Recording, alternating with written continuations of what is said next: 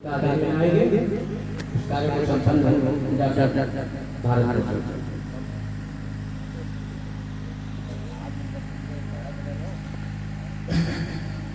आप सभी को जैसे सर्वप्रथम मैं व्यासपीठ को कोटि नमन करता हूँ, वंदन करता हूँ और व्यासपीठ की इजाजत से इस नैतिक जिम्मेदारी के बाद मांग कर रहा हूँ। मानस सेवा समिति के बैनर पर आयोजित आज ये नैतिक जिम्मेदारी संस्कृति में दी गई है तो उसी में प्रयास रहेगा। आज हम सब लोग चंदौली की पवित्र भूमि पर श्री राम कथा का आयोजन हम सब लोगों ने और कथा के हर दिन कुछ विशेष घटनाक्रम जरूर होते हैं। अगर कथा करने वाले श्रोता का अगर ध्यान दें तो हर रोज कोई विशेष घटना हो सकती है, बस हमारी नजर होनी चाहिए वहां पहुंचने और देखने की।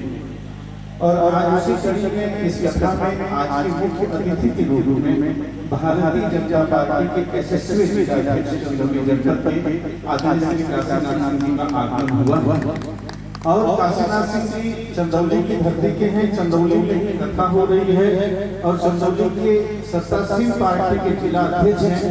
इसका मतलब कि बहुत ही महत्वपूर्ण और नैतिक जिम्मेदारी, बहुत महत्वपूर्ण जिम्मेदारी आपके कंधों पर है। और आज एक राजनीतिक व्यक्ति के रूप में यहाँ पर हैं, एक राजनीतिक पार्टी के जिला अध्यक्ष होने के नाते एक राजनीतिक व्यक्ति हैं और आपका स्वागत करने का सौभाग्य मुझे प्राप्त हुआ।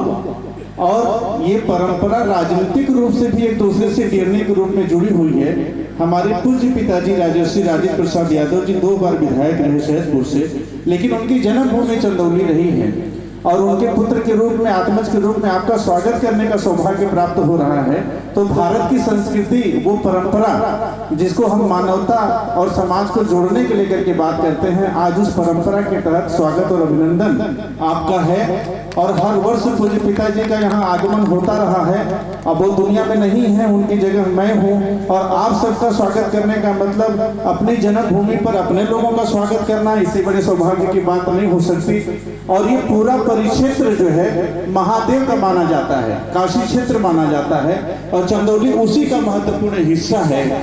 और काशी क्षेत्र में, महादेव के क्षेत्र में काशीनाथ सिंह जी का आगमन अगर हो तो आप साक्षात जोड़ लीजिए कि यहाँ भोलेनाथ का आगमन हो गया, क्योंकि भगवान कभी साक्षात आते नहीं, किसी न किसी के शरीर को धारण करके आते हैं। और भगवान राम की कथा हो, भगवान शिव वहां न पधारे, ऐसा हो नहीं सकता। कौन किसको पूजता है ये भेद आज तक अभेद रहा, कोई जान ही नहीं पाया कि राम शिव को पूजते हैं कि शिव राम को पूजते हैं कि दोनों एक दूसरे को पूजते हैं।